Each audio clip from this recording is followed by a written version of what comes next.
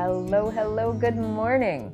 So I got a little bit sick last week and I'm still kind of recovering from that. So I have my version of my sickness supplement stack. I have my standard turmeric with black pepper for its anti-inflammatories, a cup of warm ginger and lemon tea to soothe my throat and for its warming and antibacterial properties, and then about 16 ounces of filtered water with lemon juice from my own very ugly but juicy lemons. And then I am also going to swallow this crushed garlic clove. I crushed it about 10 minutes ago and then I let it sit here and let all of the allicin activate. And I really like to take garlic like this on a regular basis, but especially when I'm sick because of its antibacterial, antiviral, antiparasitic, antifungal, and anti-vampire properties. Lord knows the last thing I need is a vampire. And then when I'm taking in medicinal spices like this, oftentimes I will eat a little bit of food just to like activate my digestive system and make sure that it's actually absorbing what I'm taking in. Oftentimes I will use pumpkin seeds for that. So that's like maybe a heaping tablespoon of pumpkin seeds. So I'll enjoy those, chew them up really well,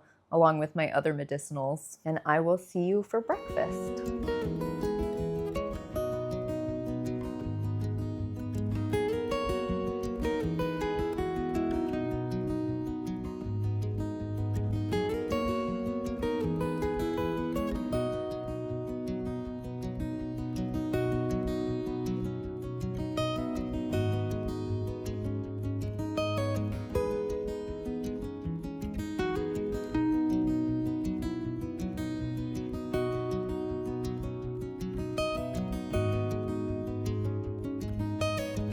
All right, there is breakfast. I have a very hearty bowl of mangoes, blackberries, blueberries, flaxseed, sunflower seeds, a little bit of orange zest, and chickpeas, which may be surprising to some people because they're thought of as more of a savory kind of dish. But when I cook my chickpeas plain, I really love them for breakfast. And adding beans to your breakfast is a really simple, effective, healthy way to get more protein into your diet if that's something that you want to do. So I'm going to enjoy this breakfast and I will check in with you afterwards.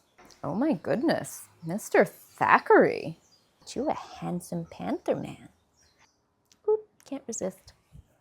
So it has long been a favorite grift in the health and wellness spaces to fearmonger about non-existent nutrient deficiencies. And no nutrient is less deficient in our society than protein, which is the general scientific consensus. When we are eating adequate calories, it is more than easy to get the recommended amount of daily protein, which is 0.8 to 1.1 grams per kilogram of body weight per day. And yet, even though it is so easy to get adequate protein, this is always the macronutrient that I am questioned about when someone finds out that I have been plant-based for the last 16 years. But where do you get your protein? And the really ironic thing is that not only is it so easy to get enough protein, the problem in our society is actually that we're getting way too much. And maybe you remember like a decade or so ago when pop culture and science actually caught up to each other. There were plenty of influencers and experts finally acknowledging that high amounts of protein actually aren't good for us. That when we eat too much protein, it activates metabolic pathways that are associated with the progression of cancer. There was talk about increased insulin-like growth factor, which for sure makes your body tissues grow. That's why protein is associated with like putting on muscle mass, but it's not just selective to your muscles. Increased growth factors make all of your tissues grow, including potentially cancerous tumors. Because when our bodies are exposed to high amounts of protein, that evolutionarily signals to us that there is plenty of abundance available, and our bodies know that we should make use of that abundance while we can. Grow new tissues, repair tissues that have been damaged. But historically, that growth was always done with the evolutionary knowledge that abundance is not forever. There is going to be a cycle of scarcity coming. And during those cycles of scarcity, that's when our bodies practice autophagy, when they break down cells that are old or damaged or not functioning properly. And these phases of autophagy are supposed to happen, and they're really important, and is part of why intermittent fasting has become so popular. But that's a whole other conversation. The point is that we went through a phase about 10 years ago where pop culture acknowledged that tons of protein isn't necessarily good for us. But instead of doing something that was like, I don't know, reasonable, you may remember what happened instead. The keto diet craze. Instead of saying like, oh, well, maybe we just don't have to like force feed ourselves fucking hamburger patties all day. Maybe we could just eat like fruits and vegetables and legumes like reasonable people. No. What the capitalistic marketing experts that run our country decided to do was tell everyone to base their diets on fat instead. And I made a really comprehensive video about keto diets. I will link it here and in the description. I highly recommend you watch it. I think it was a pretty great rundown. So we won't go into the keto craze today,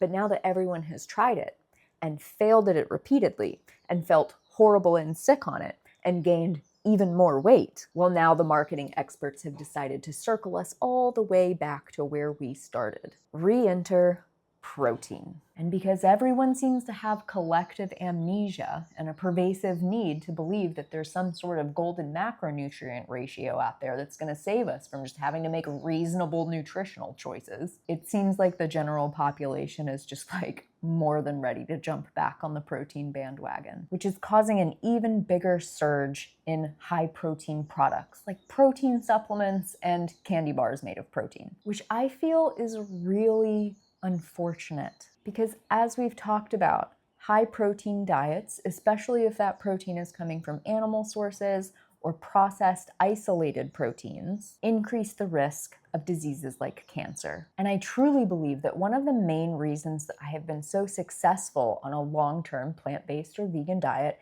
is because I avoided the protein supplementation hype. Because this is not and has never been a health trend that is supported by good research. It's happening for one reason and one reason only, and that's money.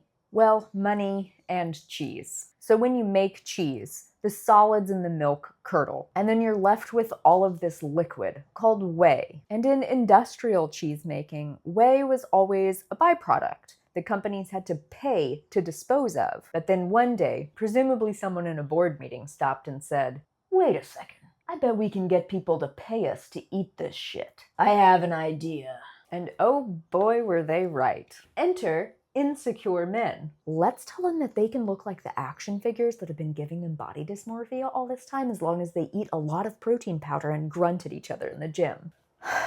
They really got taken advantage of. And honestly, I kind of had some respect for the high protein bros in the, late 80s and 90s when eating protein powders meant that you were literally consuming stuff that tasted like chalky garbage. You had to be committed to get that stuff down. But now, with all of our advancements in processing techniques and artificial sweeteners and artificial flavors, protein powder just tastes like breast milk. Tastes like milkshakes. And they drink it out of sippy cups and eat it alongside protein candy bars and cakes and cookies. Why are they eating so much little boy food? I'm genuinely curious. And it might sound like judgment on my part, but truly no judgment. Because my inner child runs my life more than it should too. But at some point, I feel like we're all gonna have to collectively integrate the upset we feel about having been weaned and start eating big boy food. Like genuinely, why do all the high protein products look like they belong at a 3-year-old's birthday party?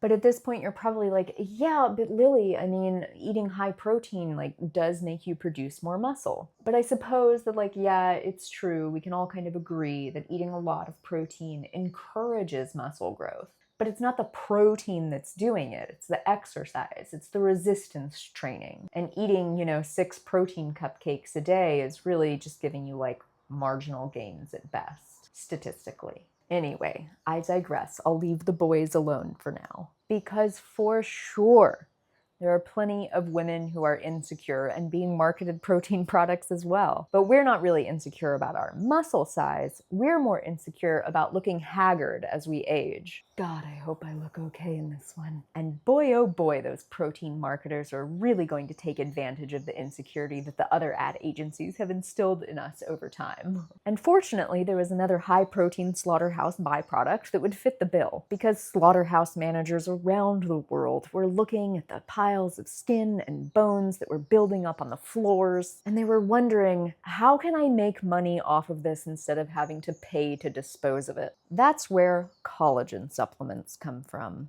So yet again, a supply chain problem became a very profitable opportunity. And somehow we collectively fell for it. We collectively fell for the idea that drinking powdered liquefied skin would somehow make our own skin nicer, or reverse graying hair, or improve our joints.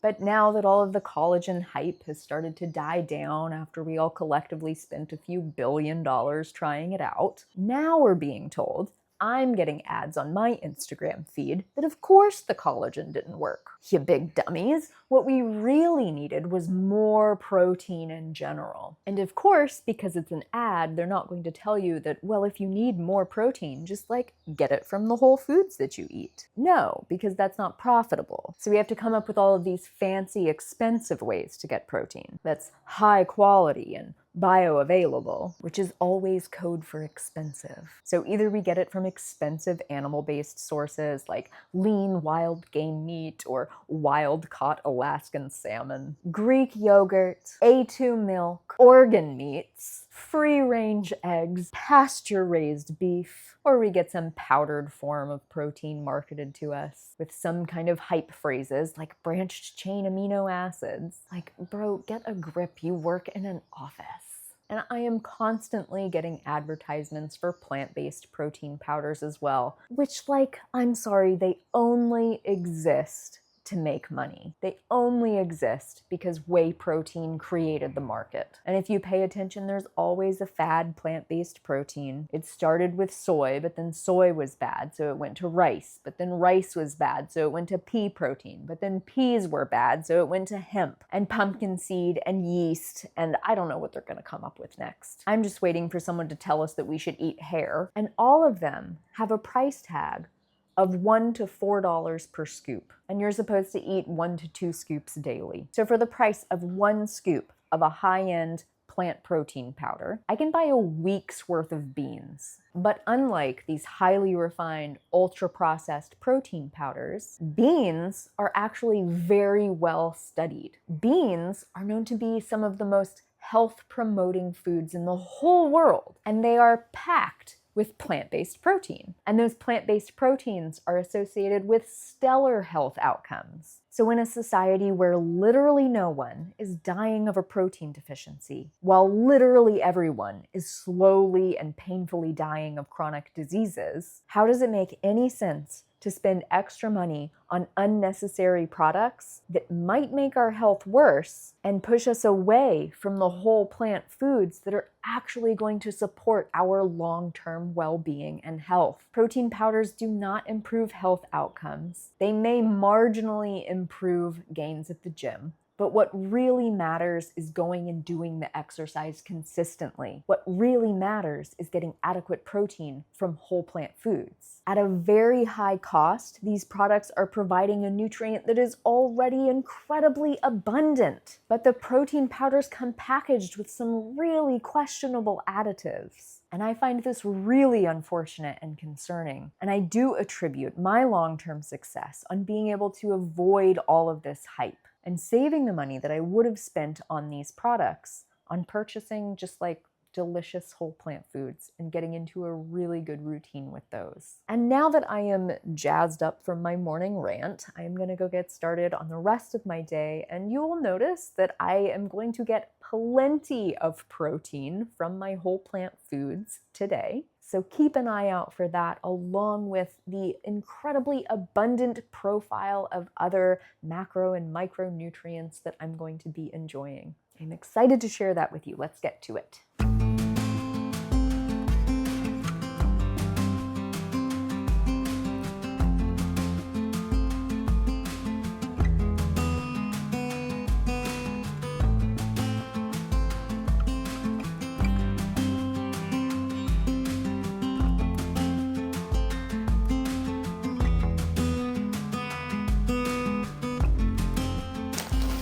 No.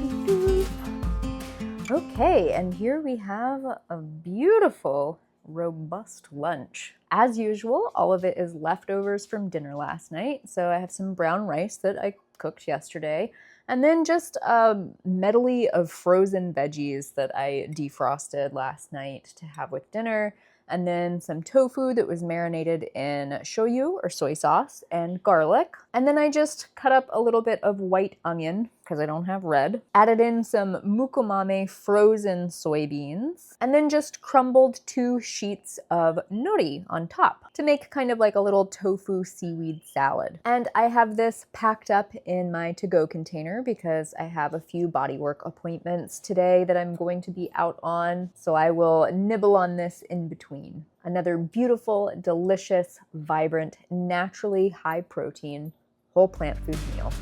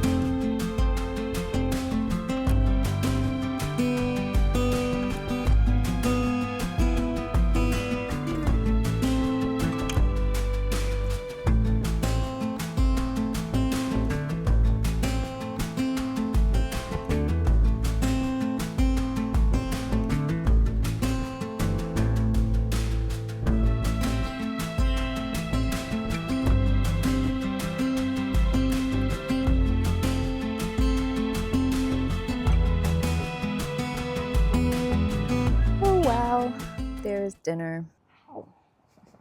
Can I see the whole bowl? I have at least a cup and a half of pinto beans, which I cooked earlier today with lots of herbs and spices. And then half of my plate is greens and cooked carrots and onions. And that is topped off with a bit of nutritional yeast and tapatio. And then I made some bread, and this was like the extra that wouldn't fit in the bread pan this time. So I literally just cook it inside of a stainless steel bowl. What a treat. And with this beautiful, naturally high protein, whole plant food meal, this will be everything that I ate today. As you can tell, I am far from missing out on this nutrient. No protein powders needed, thank you. This entire meal costs less than a scoop of protein powder, and I'm gonna have leftovers. And until next time, make better choices for yourself. No one is gonna do it for you, and take really, really good care of your precious self. I will see you again soon. Bye. Oh, hi, Tita Lenny.